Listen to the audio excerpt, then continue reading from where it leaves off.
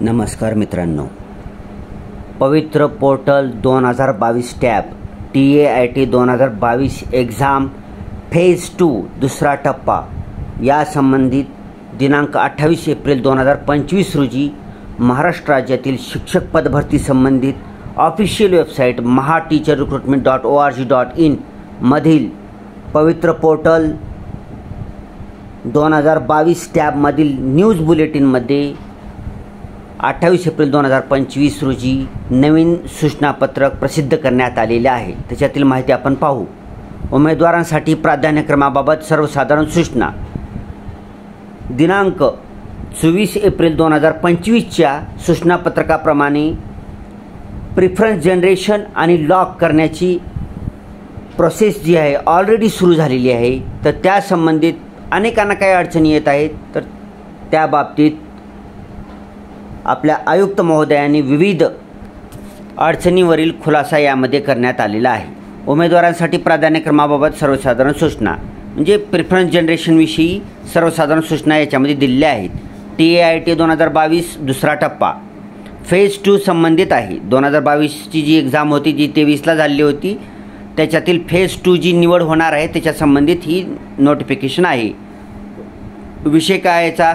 शिक्षक अभियोग्यता व बुद्धिमत्ता चाचणी 2022 दुसरा टप्पानुसार पवित्र पोर्टलमार्फत शिक्षक पदभरतीच्या रिक्त जागांसाठी प्राधान्यक्रम जनरेट व लॉक करण्याबाबत। पॉईंट नंबर 1, दिनांक 24 एप्रिल 2025 रोजी देण्यात आलेल्या सूचनानुसार उमेदवारांना प्राधान्यक्रम जनरेट करण्याची व लॉक करण्याची सुविधा दिनांक 25 एप्रिल 2025 ते दिनांक 2 मे 2025 या कालावधीत उपलब्ध करून देण्यात आलेली आहे। ह्याच्यावर आपण ऑलरेडी थोड्या वेळापूर्वीच व्हिडिओ बनलेला आहे आणि आपल्या चॅनलवर ते अपलोड केलेला आहे। ते डिटेल व्हिडिओ तुम्ही पाहू शकता। फेज 2ला जर तुम्हाला प्रिफरन्स जनरेटर लॉक करायचं असेल तर प्राधान्यक्रम जनरेट करणे, लॉक करणे इत्यादीबाबत काही तांत्रिक अडचणी उद्भवल्यास उमेदवारांना edu-pavitra2022@gmail.com या ईमेलवर संपर्क साधता येईल असेही सुचवण्यात आले आहे। त्यानुसार उमेदवारांकडून प्राधान्यक्रमाबाबत येणाऱ्या अडचणींबाबतचे ईमेल प्राप्त होत आहेत। ठीक आहे। उमेदवारांच्या अडचणींचे खालीलप्रमाणे निराकरण करण्यात येत आहे। म्हणजे आता ही जी वरील ईमेल ID दिलेला आहे याच्यावर अनेक विद्यार्थ्यांनी आपल्या अभियोग्यताधारकांनी ईमेल केलेले आहेत आयुक्त महोदयांना, काय काय अडचणी आहेत काय काय नाही त्याच्या संबंधित। तर त्या अडचणीचं खालीलप्रमाणे निराकरण करण्यात आलेलं आहे। आता काय निराकरण आले किंवा सोल्युशन दिलेलं आहे आयुक्त महोदयांनी काय केलं आहे, आपल्याला सोल्युशन दिलेलं आहे। ते सोल्युशन कोणकोणते आहेत ते पाहू शकता। पॉईंट नंबर ज्या उमेदवारांना OTP मिळण्यात अडचणी येत आहेत अशा उमेदवारांना ते वापरत असलेल्या ब्राउझरची हिस्ट्री कॅचे क्लिअर करावी। ठीक आहे। त्यानंतर ही समस्या निराकरण न झाल्यास इनकॉग्निटो विंडो प्रायव्हेट विंडोचा वापर करावा। ठीक आहे। हे पहिल्या प्रश्नाचं उत्तर मिळालं।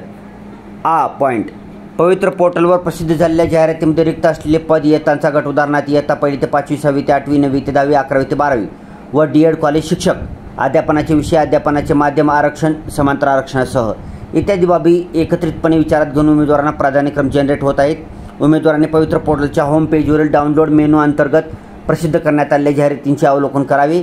त्यामधील आरक्षण व विषय यासह वरील सर्व बाबींचा एकत्रित विचार करून आपण पात्र असूनही काही तांत्रिक बाबीमुळे प्राधान्यक्रम जनरेट होत नसल्यास उमेदवारांनी यापूर्वी जनरेट केलेले प्राधान्यक्रम डिलीट करून नव्याने प्राधान्यक्रम जनरेट करावेत। जनरेट केलेले प्राधान्यक्रम डिलीट करून नव्याने प्राधान्यक्रम जनरेट करण्याची संधीची मर्यादा असणार नाही।